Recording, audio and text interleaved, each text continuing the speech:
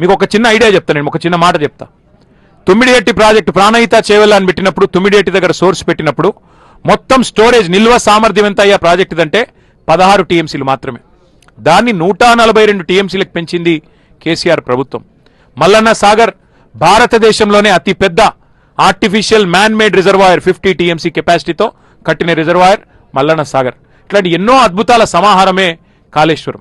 అందులో ఒక్క బ్యారేజ్లో 370 పైచిలకు పిల్లర్లుండే 3 బ్యారేజీలు కలిపితే ఒక్క బ్యారేజ్లో 2 పిల్లర్ల కాడ కొంత కుంగుబాటు వచ్చింది.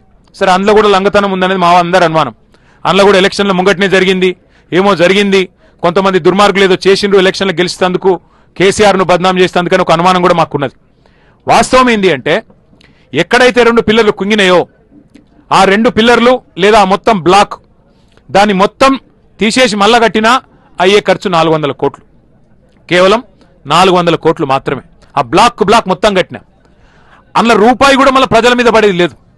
ఎల్ఎన్టీ అనే సంస్థ ముంగటికొచ్చింది, చెప్పింది ఆ 400 కోట్లు మేము కట్టిన ప్రాజెక్టులంచి డిఫెక్ట్ లయబిలిటీ పీరియడ్లోనే ఉన్నది, మొత్తం పైసలు మేం పెడతాం, మేం కడతాం, మాకు అవకాశం ఇవ్వండి అంటే ఇప్పటికి 30 నెలలు అయిపోయాయి, 31 నెలలు అయిపోయింది. 31 నెలలు అయిపోయినా కనీసం ఒక అడుగు ముంగట పడలే. ఇవాళకి కూడా ఒకటే పట్టుకున్నాడు, కాళేశ్వరం కూలేశ్వరం అయిపోయింది, కాళేశ్వరం కూలేశ్వరం అయిపోయింది అని చెప్పి పనికిమాలిన మాటలు, పసలేని విమర్శలు తప్ప ఇంకొకటేమి కాదు. ఇక్కడ ఒక చిన్న ఇంపార్టెంట్